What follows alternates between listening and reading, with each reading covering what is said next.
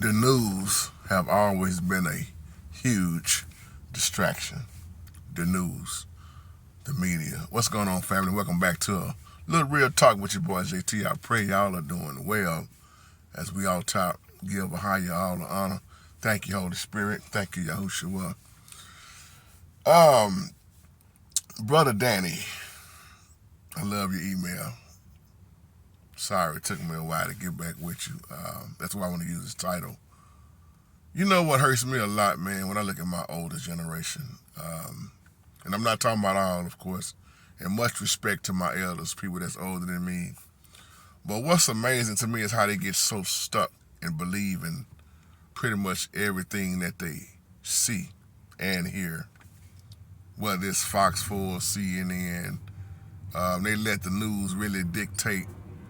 They really let it dictate their life in so many ways and what's going on. And for those of us who've been on guard for years, we know that a lot of this stuff ain't nothing but a distraction and it's fake.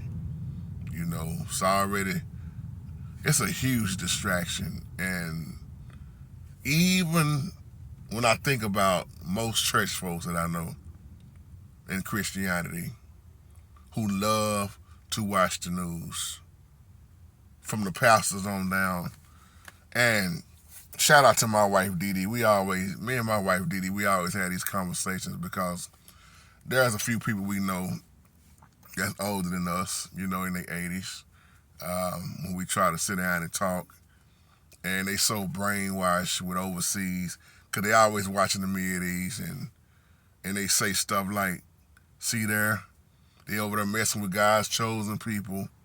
That's the problem right there. They better get up off God's chosen people. And I'm so glad that, boy, the simple fact that God saw something in us as Gentiles. And you sit here and you be looking at, and these are preachers also, who say they know the word. But apparently you have not read Revelation.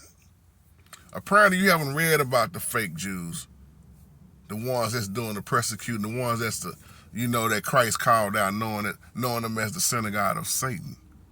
And I'm not trying to start no argument with this in no kind of way, but it's just amazing because when you sit back and let the news feed, notice it's called news feed, that news feed you, program you, like we've been saying for years, TV, tell your vision.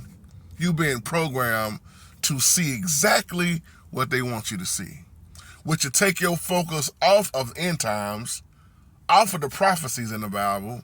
So you're going to continue to believe and look at that stuff, and it sinks in your mind, and that's next thing you know, you don't have a clue on what's coming. Because you think what you see is the truth. And you can't understand where we at right now and what's to come. Or what's done already happened. See, that old devil got these distractions going so hard, y'all. But I pray that more and more people will wake up.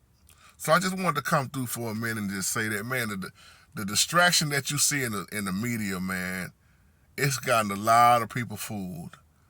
That's why when I think about the book of Revelation, which is one of my favorite books, when it talks about those signs and wonders coming from heavens in front of mankind, and it's not the Holy Spirit, it's the Antichrist spirit. It's the Antichrist.